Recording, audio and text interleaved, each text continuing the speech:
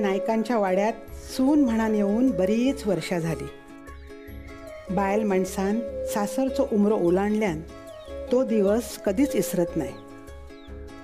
बापाशीन अण्णा नायकांचा सळ आणल्यान तेव्हाच खरा तर या घराचो उमरो माझ्या मनान ओलांडल्यान होतो. आता बापाशीन स्थळ आणल्यान म्हटल्यार आमच्या एक तोंड वर करून काय विचारूची पद्धत नव्हती आणि हिंमत पण नाही होती. चढले बोहल्यावर लग्नाच्याच दिवशी लोकांची तोंडा वाजा होती. ह्यांच्याबद्दल काही नाही काय कानावर पडी होता आणि त्याच्यातच अंतरपाट बाजूक गेलो. ह्यांच्या डोळ्यात नाही बघू शकले मी, पण सासवेन मात्र नजरेनच धीर दिल्यान.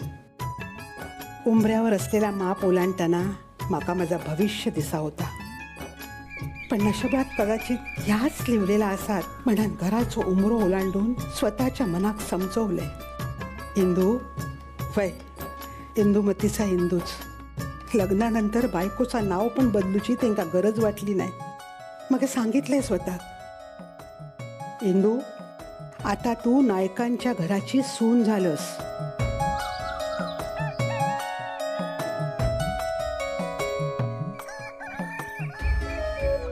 या तुळशी पुढे दिवो लावताना हात जोडून तिच्याकडे एवढाच सांगत दिले, या घरात पाऊल टाकताना घरात किती पैसो अडको असा, किती भांडी कुंडी असं ता काय बघलंय नाही. पहिला बघलंय ना त्या तुका तुझा पावित्र्य बघले आणि त्या घरात कायम टिकूसाठी मी प्रयत्न करीत गेले. ह्या घराची सून म्हणा. नानांनी सुनेचो मान दिल्यानी आणि माया पण केल्यानी. पण बायल म्हणान यांनी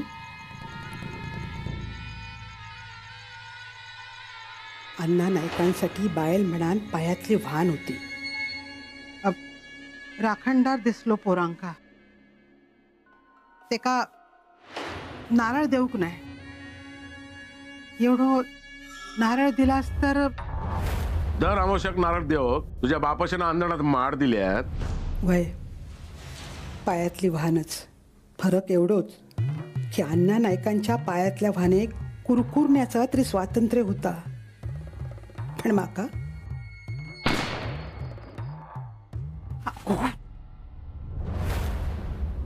अरे अण्णा नारळ देऊन इलय कायमचो. अरे आपलं राखणदार मारलंय. कुळाचार मोडीत निघले. घराचे वासे पोकळ होत होते. घरातल्या देवांनी पण फाट फिरवल्याने वच्छीचो तळतळाट लागाच होतो. काय झाला? काय करूचा ठेवला ना तुझ्या गोवात? माझ्या पोरावर गोळी झाडला तेव्हा काय तुझे डोळे फुटले होते? माझ्या भोल्यावर चढणाऱ्या लेकाची ही अवस्था केल्यानी ना, त्याचा जर काय वेडा वाकडा झाला तर लक्षात ठेव, या वच्चे अण्णा नायकाच्या ह्या घराची ना राख करत राख.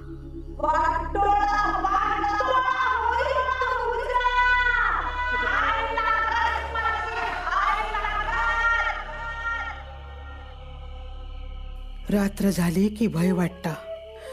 सगळा घर खाऊक येता. असा वाटता घराभोवती काहीतरी घुटमळता.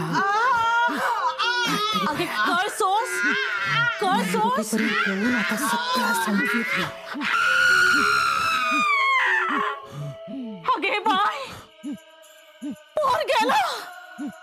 माझा पोर गेला. त्याची काय चूक होती? ते ना या जग बघितल्यान पण नाही होता. चूक तशी माझी पण नाही होती. भोग होते जन्माची. सवाष्णीचा कुंकू कपाळावर ठसठसीत दिसा होता. पण त्याच्यावर कधी कोण हक्क दाखवीत ह्याची हुरहुर मनात कायम लागलेली असायची. आणि एक दिवस ती भया दारात इलीच. अण्णा नाही कुठे? बाहेर बोलव त्याला. कोण गो तू? पोराच्या नावा पुढे बापाचं नाव लावायचंय. देवरी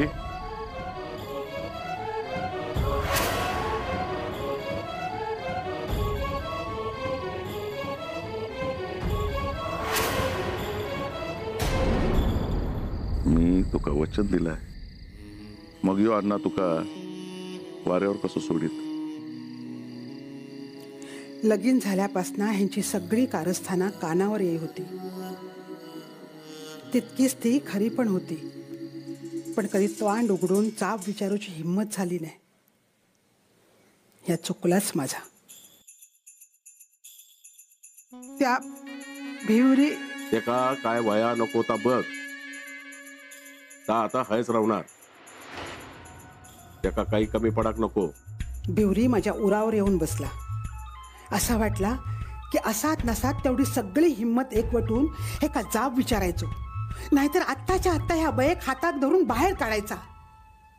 पण परत इली तर मग एक वेळ असा वाटला की तुका म्हणलं होतंय ना, मी या घरची राणी बनवेन, दागिन्यानं मडवीन. होय तर आला तर मग दागिना आणलाय.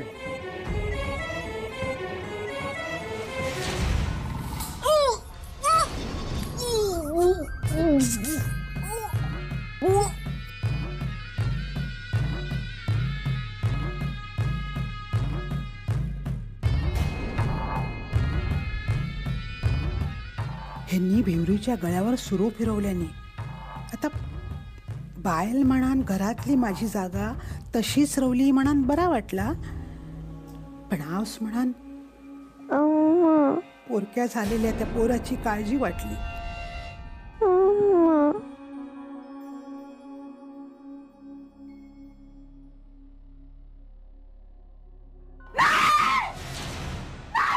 पोरात हात लावायचो नाही. ह्यो पोर माझो हा, माझो दत्ता. माझी 2 नाही 3 पोरा असत. माझो माधव, छाया आणि आता ह्यो दत्ता. आणि होय, माझो आणखीन एक पोरगो रावलो, माझो पांडू, तातूचो झील. त्याचा तरी काय चुकलेला. बापाशीचो जीव जाताना बघितल्यान ते ना.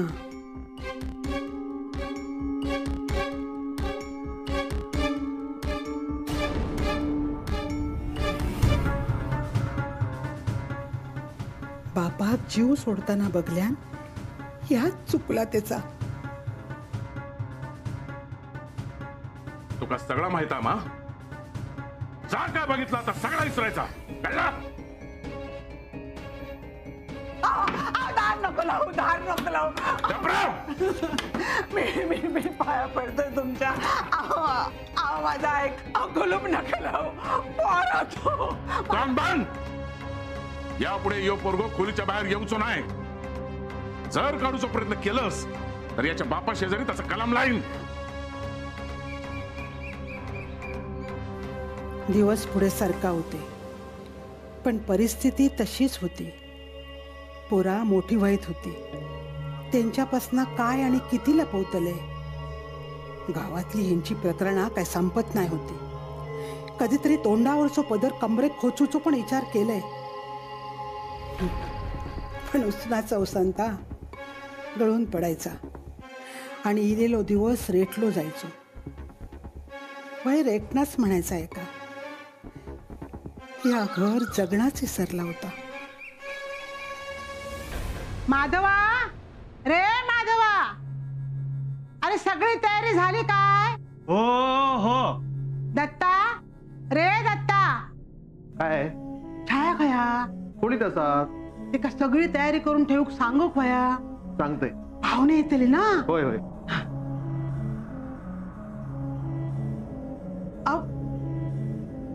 मी काय म्हणतोय, घरात कार्य हा आता तरी ते का बाहेर काढा.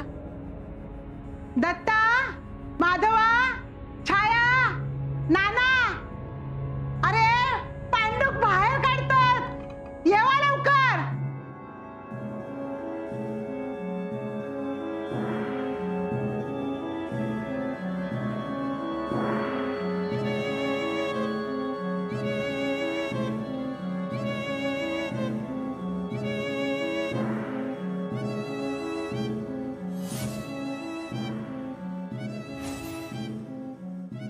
अरे आठवतं तुका?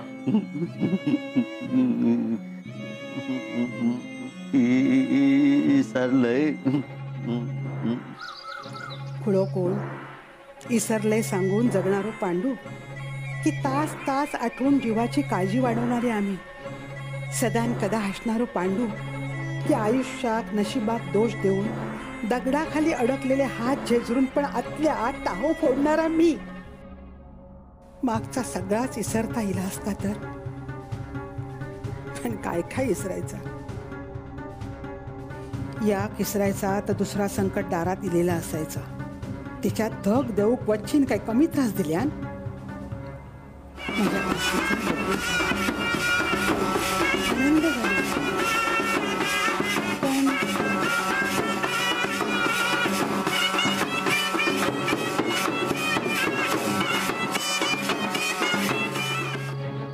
बघा, आणलंय की नाही माझ्या लेकाची वरात मूळ घरात?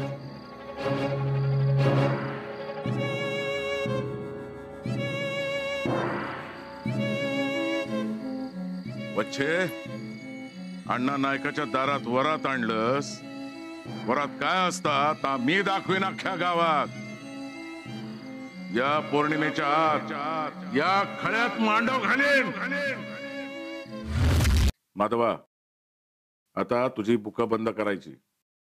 सगळी जण बघत राहतील असा लगीन लावणार असे माधवाचा. घरातल्या थोरल्याचं लगीन बरा वाटला, पण या सगळ्याच्या मागे काहीतरी खदखदत होता. अखेर माधवान त्याच्या मनातली खदखद बोलून दाखवल्या आणि ते का आवडणाऱ्या पोरीक घरात घेऊन इलो. बायल म्हणान मी आजवर मान खाली घालून मन मारून जगत दिले, पण आवस म्हणान मका खंबीर होऊचा होता. माझ्या पोरांका कसा मी मन मारून जगाक देऊ? मी कंबर कसले. नाव काय तुझा? भारती सुदाम गावकर. गाव? कासुर्ले. म्हणजे बाजू कसा? औशीचं नाव काय? सुमन.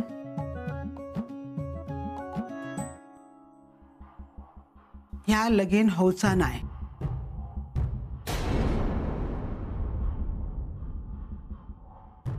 ह्यांच्या पापामुळे आऊस म्हणान घेतलेला माझा उसना अवसान परत गळान पडला होता.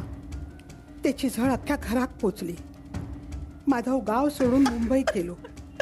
ह्यांच्या हट्टापायी दत्ताक मांडवात उभ्या राहूचा लागला. यो माझो झील दत्ता हरी नाईक याचा लगीन होईल.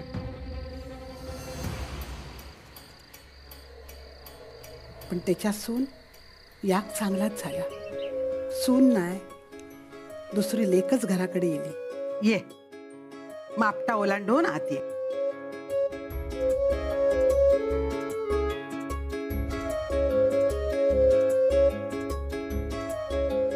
घराचा घडत होता तर बघी होतय. वादळा येत होती, मन हेलावून टाकीत होती, तर काही वादळा फक्त घोंगावत होती. नजरेक दिसा नव्हता ना, तवसर तो वारो होतो. पण ह्योच वारो पुढे जाऊन वादळ व्हायत, अख्ख्या घरात पिळवटून काढीत. ह्याची कल्पना पण कधी केलंय नाही. चुकला एवढाच की वादळासाठी घराचा दार काय उघडा ठेवलंय.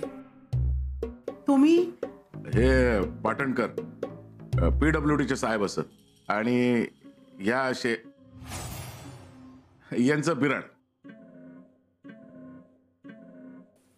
पाटणकर बाई नंतर घरातलेच झाले. घरातल्या प्रत्येक कार्यात कंबर कसून कामा करूक लागली. हळदी कुंकू, दत्ताचा लगीन, सरिताची ओट भरणी, सगळा घरातल्या सारखाच. अडल्या नडल्या धावून येऊक लागली. अहो काय करताय हे? तुम्ही तुमच्या मुलाचं जिवंतपणे श्राद्ध घालताय. अहो त्या माऊलीचा विचार करा. पोटचा पोरगा आहे तो तुमच्या.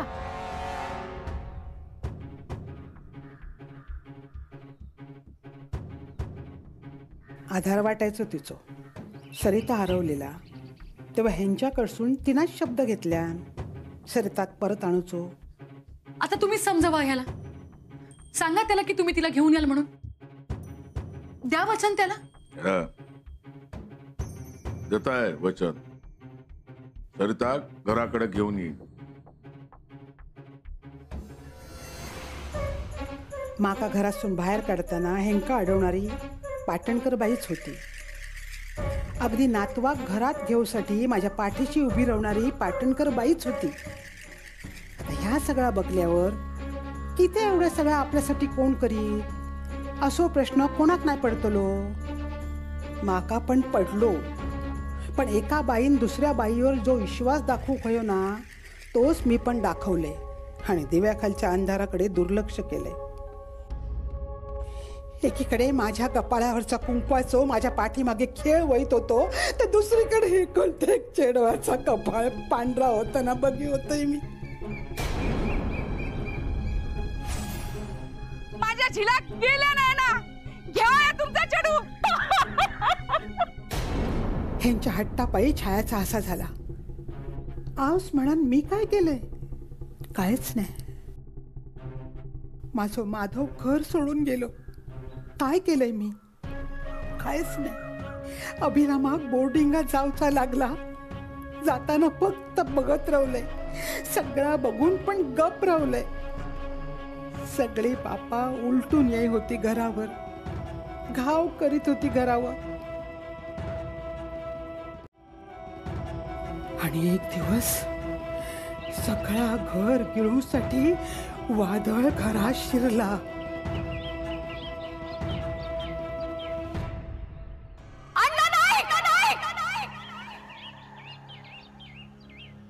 पाटणकर बाई, तुम्ही दत्ता माधवा, अरे काय आया?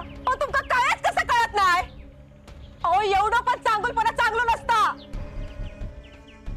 ह्या बाईक तुम्ही तुमच्या धाकट्या बहिणीसारखं बघितलंस ना, पण या बाईन काय केला? तुमच्या चांगलपणाचा नुसतो फायदा उठवला ना.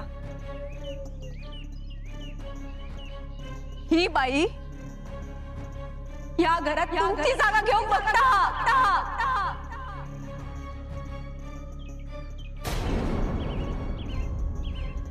ह्या कलियुगात कोण कोणासाठी काय करीत नसता ताच खरा. पाटणकर बाईन आजवर जा केल्यान होता, त्या सगळ्या चांगुलपणात तिचो स्वार्थ चिकटलेलो होतो. ह्या घराचो स्वार्थ, संपत्तीचो स्वार्थ, माझ्या घरातल्या माझ्या जागेचो स्वार्थ. कैदाशिनीन ठाण मानल्यान त्या दारातच.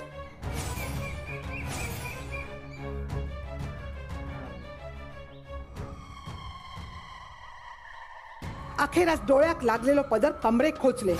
एका क्षणी असा वाटला ओढायचा हो चाप आणि संपवायचा सगळा. सगळे व्याप संपवायचे. भोगलेल्या प्रत्येक वेदनेचो शेवट करायचो. मग ह्या बंदुकीचा त्वाण माझ्याकडे असाच नाही तर. पण हिरवो चुडो भरलेल्या हातात तेवढी हिम्मत नाही होती. तोच हात कपाळावर मारीत नशिबात दोष देत राहले. अण्णा नाईकांनी तिच्यासाठी तिजोरी खाली केल्यानी, दिलेलो शब्द मोडल्यानी, तरी पण नायकांची सून इंदुमती हरी नाईक ह्या घरासाठी उभी असा. रोजच्या सारखो आजचो पण दिवस रेटलो जायत. रात्र खाऊक येत. डोळो लागलोच तर स्वप्न पडता. कोणतरी सुवाशीन घराक येऊक बघता. नुकतोच लागलेलो डोळो उघडता आणि कपाळावरच्या कुंकवाचो रंग उडालेलो दिसता.